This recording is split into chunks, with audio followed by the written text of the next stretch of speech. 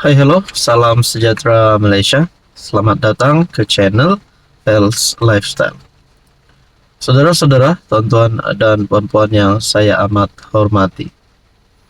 Ada satu soalan daripada netizen ataupun satu soalan yang mungkin menjadi satu pertanyaan ramai orang. Pertanyaannya adalah, adakah Tun Mahathir masih relevan di pentas politik Malaysia pada hari ini? Di saat usianya yang menghampiri 100 tahun, ramai yang mulai bertanya, masih mampukah Mahathir untuk terus menjadi aktif dalam politik di Malaysia? Kerana kita dapat lihat sehingga hari ini Tun Mahathir masih mengeluarkan kenyataan-kenyataan berkaitan dengan politik di Malaysia. Bahkan beliau juga menyerang Anwar Ibrahim, Perdana Menteri hari ini.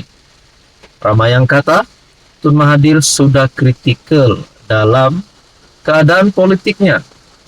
Hari ini saja pun bukan menduduki jawatan ahli parlimen, dan hari ini saja pun melihat Anwar di atas sebagai Perdana Menteri. Ini ada satu tulisan saya lihat daripada Malaysia Kini yang berkata Dr. Mahathir itu salah. Dr. Mahathir salah berkaitan dengan parlimen tergantung, bagus untuk kestabilan politik, persaingan yang sihat, dan bukannya sistem dua parti yang dianjurkan oleh Dr. Mahathir Mohamad adalah penyelesaian bagi ketidakstabilan politik. Menurut saintis politik University Sunway, Wong Chin Huat, Wong berhujah bahawa sistem dua parti boleh membawa kepada ketidakstabilan politik kerana permusuhan yang mendalam antara kedua-dua kamp. Wong juga tidak bersetuju dengan dakwaan bekas Perdana Menteri bahawa parlimen yang tergantung seperti yang disaksikan dalam pilihan raya umum lalu adalah batu penghalang. Parlimen tergantung sebenarnya boleh menggalakkan kestabilan dengan menggalakkan parti yang bersaing dalam menyederhanakan kedudukan mereka, kerana mereka perlu mempertimbangkan potensi keperluan perkongsian kuasa dengan pesaing selepas pilihan raya. Inilah sebabnya negara seperti Jerman dan Denmark mempunyai kestabilan politik dengan parlimen tergantung.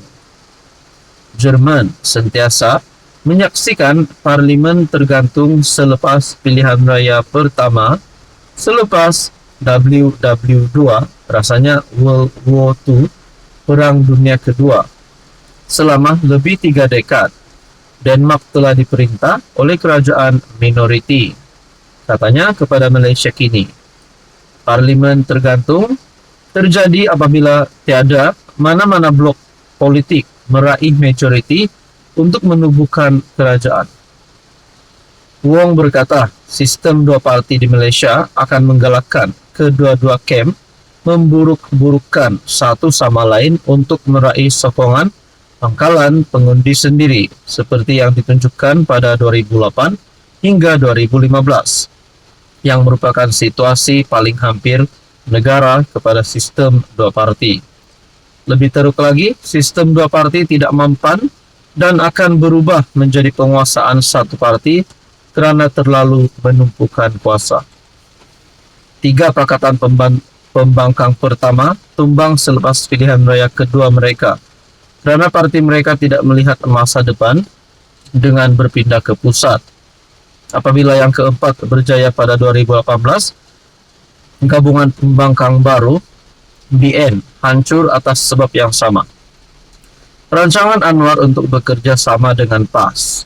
Semalam, Mahathir yang menerajui UMNO dan BN selama lebih 2 dekad menggesa parlimen memberi mandat bahawa hanya dua parti dibenarkan. Dia kesal kerana landscape politik kini dipenuhi dengan parti serpihan yang menghalang pembentukan kerajaan yang stabil. Ahli sains politik itu juga tidak yakin dengan mewujudkan sistem dua parti di Malaysia kerana terlalu menumpukan kuasa. Jika PHBN menang PRU16 dengan majoriti muda, sebelum mengira kerusi daripada GPS, GRS dan warisan, bersatu mungkin akan gulung tikar. Malah sebelum itu, Anwar Ibrahim dikabarkan akan cuba meraih penyertaan PAS dalam kerajaannya sebaik saja Hadi Awang turun dari pentas politik. Rasanya sebaik saja Hadi Awang letak jawatan. Menyekat peruntukan Parlimen, PN nampaknya sebahagian daripada perancangan itu.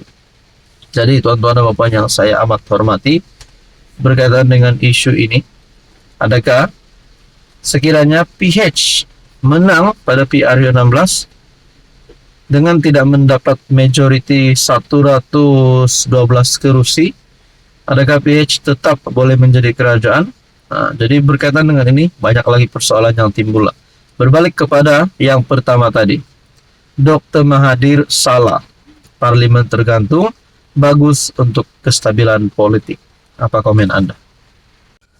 Halo semua, salam sejahtera Malaysia. Saudara-saudara yang saya amat hormati, tuan-tuan dan puan. Sebelum ini, ada yang mulai bercakap dengan sifat Dr. Akmal Saleh yang kita dapat lihat memang lantang bercakap.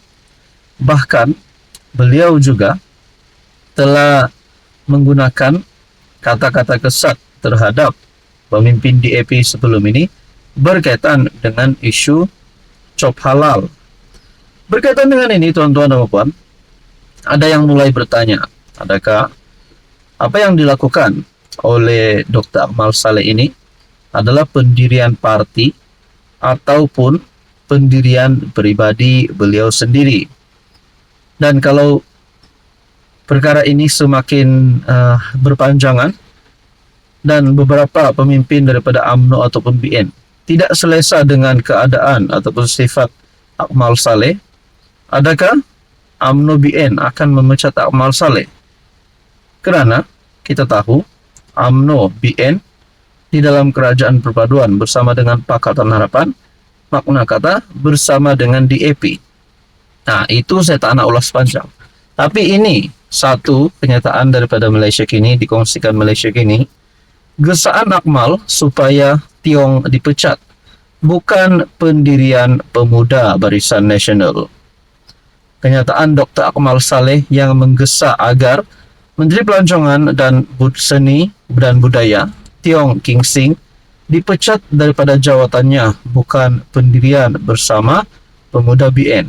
Maknanya, Akmal Saleh menggesa salah satu menteri di dalam kabinet kerajaan untuk dipecat, iaitu Tiong King Sing, Menteri Pelancongan Seni dan Budaya. Bahkan, kata pemuda MIC, kenyataan tersebut mungkin sekadar bersifat pribadi daripada Ketua Pemuda UMNO merangkap Exco Melaka berkenaan. Ketua Pemuda MIC Arvind Krishnan ketika dihubungi Malaysia kini berkata Pemuda BN tidak pernah mengambil pendirian seperti apa yang dinyatakan Akmal. Kalau begitu, layakkah Akmal untuk menjadi Ketua Pemuda UMNO BN? Coba kita fikirkan. Dan itu menjadi persoalan. Kenyataan Dr. Akmal bukan pendirian Pemuda BN. Mungkin pendirian pribadi dia saja. Beberapa hari lalu Akmal meminta Perdana Menteri menggugurkan Tiong ekoran perselisihan pendapat kedua-dua mereka terkait permohonan maaf ahli Parlimen Bintulu itu. Tiong sebelum itu meminta maaf kepada pelancong Cina kerana berdepan pengalaman yang tidak menyenangkan ketika mengunjungi negara ini. Saya mohon Anwar PMX, tukarlah menteri ini kepada orang yang jauh lebih layak. Baik lagi ambil MP Jelutong RSN Raya jadi Menteri Pelancongan lah, kata Akmal dalam kenyataan itu. Jadi saudara-saudara, Akmal Saleh kata, baik lagi ambil MP Jelutong RSN Rayu.